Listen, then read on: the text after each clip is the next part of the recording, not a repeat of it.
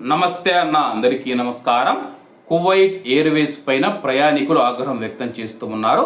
కొన్ని Kuwait Airways విమానాలలో first లేదా business క్లాసులలో తాము చేసుకున్న టికెట్ బుకింగ్లను తమకు తెలియకుండా ఎకానమీ క్లాసుకు మార్చారని తెలుసుకున్న తర్వాత పలువురు ప్రయాణికులు ఆగ్రహం మరియు అసంతృప్తి వ్యక్తం చేస్తూ ఉన్నారు.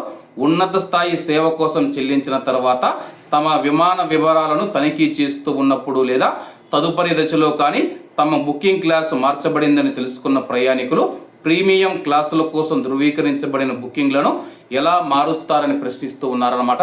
ప్రస్తుతం బిజినెస్ క్లాస్ మరియు ఫస్ట్ క్లాస్లో అయితే చాలా మంది డబ్బులు ఎక్కువ పెట్టి మరి టికెట్లు అయితే బుక్ చేసుకొని ఉంటారో అటువంటి వారి యొక్క టికెట్లను ఎందుకు మీరు ఎకానమీ క్లాసుకు మార్చారని చెప్పేసి ప్రయాణికులు ప్రశ్నిస్తూ ఉన్నారు.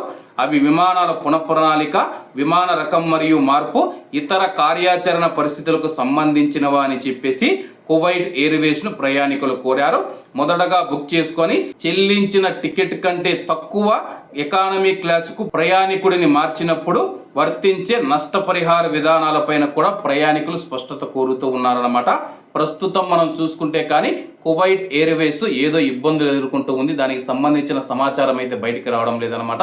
కానీ బిజినెస్ క్లాసు మరియు ఫస్ట్ క్లాస్లో డబ్బు ఎక్కువ ఖర్చు పెట్టి టికెట్లు కొన్నవారు ఎవరైతే ఉన్నారో డిమాండ్ చేస్తూ ఉన్నారో మా అనుమతి లేకుండా మా యొక్క టికెట్లను ఎలా మారుస్తారో, అలాగే మీరు మార్చినప్పుడు టికెట్ ధర ఎక్కువ ఉంది కదా, అలాగే తక్కువ టికెట్ ధరకు మమ్మల్ని మార్చినప్పుడు ఆ డబ్బులు ఎవరిస్తారని చెప్పేసి ప్రశ్నిస్తూ ఉన్నారు. అలాగే కువైట్ ఎయిర్వేస్ పూర్తిగా ప్రభుత్వ యాజమాన్యంలోకి వెళ్ళిన విషయం అందరికీ తెలిసిందే.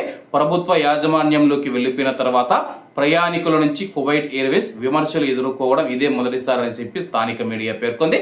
కాబట్టి అందరూ బాగుండాలి, అందులో మనం ఉండాలి. అందరికీ నమస్తే అన్న, జై హింద్.